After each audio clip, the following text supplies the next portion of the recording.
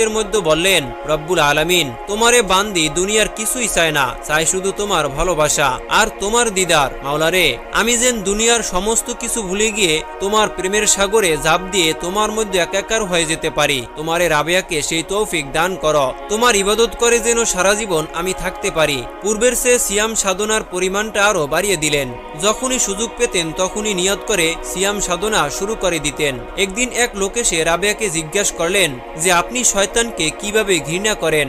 রাবেয়ার জবাব শুনে অবাক হতে হয়। তিনি বললেন, কারো সম্পর্কে কোনো কিছু না জেনে ঘৃণা করা বা কোনো মন্তব্য করা উচিত মনে করি না। আমি তো আল্লাহর দিদার লাভের প্রচেষ্টায় এতই ব্যস্ত যে শয়তান সম্বন্ধে কোনো কিছু জানার বা চিন্তা ভাবনা করার সময় পাই না। সুতরাং তার সম্পর্কে ঘৃণা করার প্রশ্নই আসে না। রাবেয়ার এই কথা শুনে ওই লোকটি ভাবতে লাগলেন, একটা মানুষ কিভাবে এতটা আল্লাহর প্রেমিক হতে পারেন।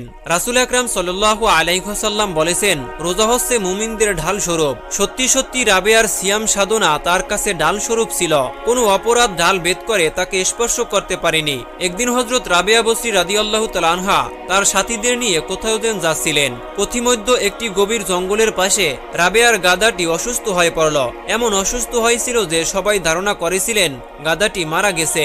এতে দলের লোকেরা অনেকেই প্রস্তাব দিল যে, রাবেয়া, তুমি আমার সাথে আসো। তিনি বললেন, আমি যাত্রা শুরু করার সময় তোমার উপরে ভরসা করে নামিনি, আমি একমাত্র সৃষ্টিকর্তার উপরেই ভরসা করে নেমেছি। অতএব আমি তোমার কোনো সাহায্য গ্রহণ করব না। তোমরা তোমাদের আপন আপন শক্তিতে আপন গতিতে চলতে থাকো।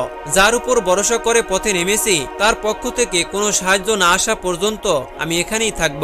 নিশ্চয়ই আমার আল্লাহ পাক রব্বুল আলামিন আমার জন্য কোনো না কোনো ব্যবস্থা অবশ্যই করে দিবেন ইনশাআল্লাহ। তাই আপনারা আমার জন্য চিন্তা করবেন না, আপনারা চলে যান।